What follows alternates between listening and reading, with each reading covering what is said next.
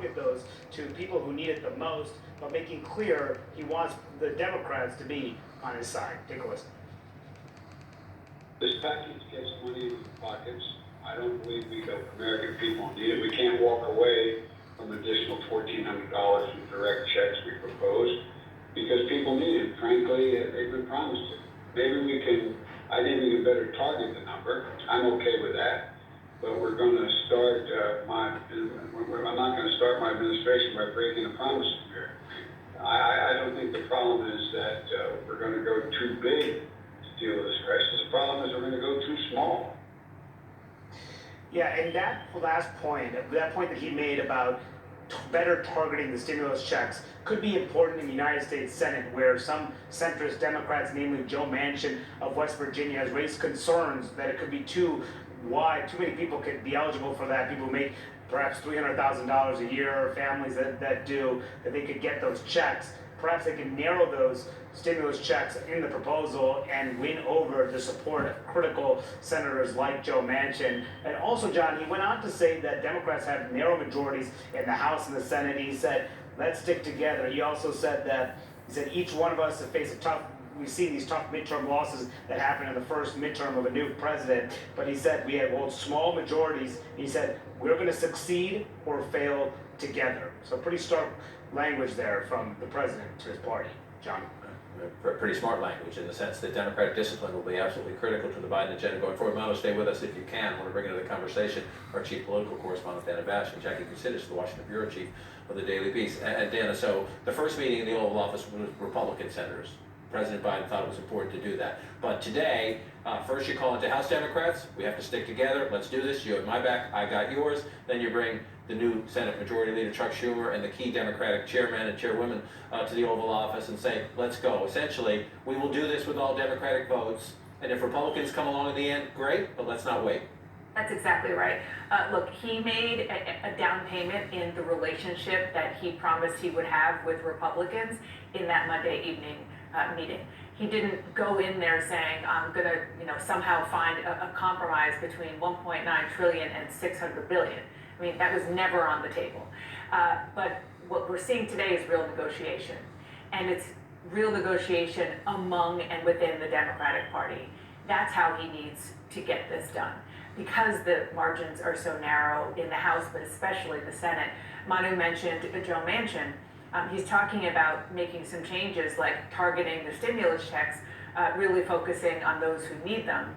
And that might be a Republican idea, but it's also a necessity if he wants to get some moderate Democrats like Joe Manchin. So right now, that is the name of the game, making sure that they have all of the Democrats on board, because there's literally not room to lose even one senator. And night and day, Jackie, number one, it's important to listen to the new president say, I'm not going to break a promise. I promised big.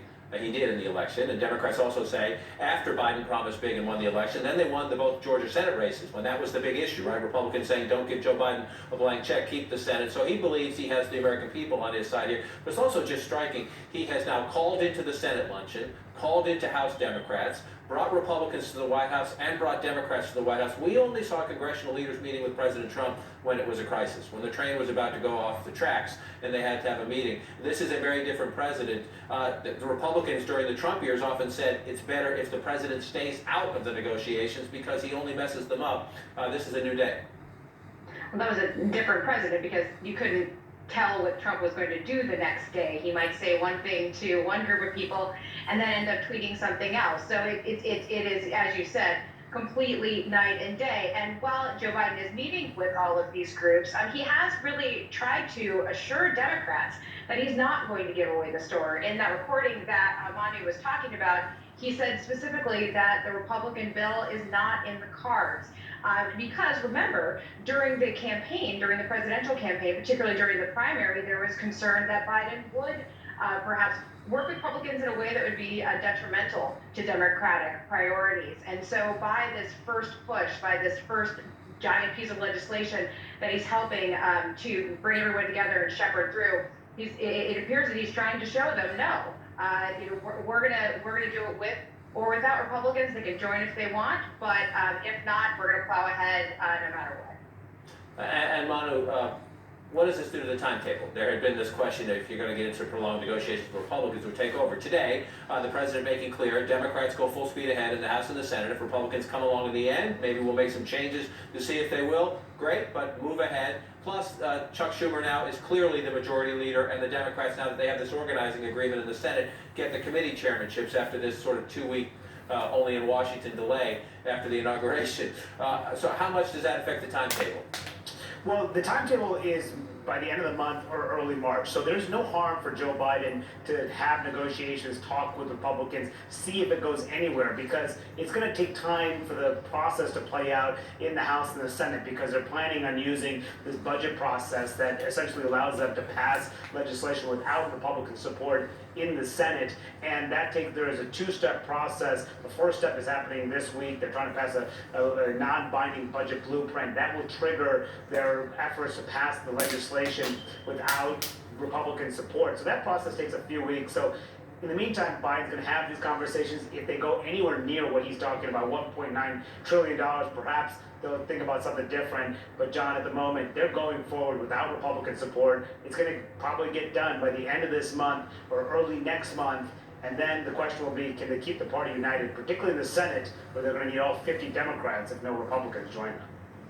Fascinating to watch it play out. Manu, Dana, Jackie, stay with us when we come back. It's a big day for Republicans, too, especially House Republicans. 2 family feuds inside the House GOP, a big leadership test for Kevin McCarthy.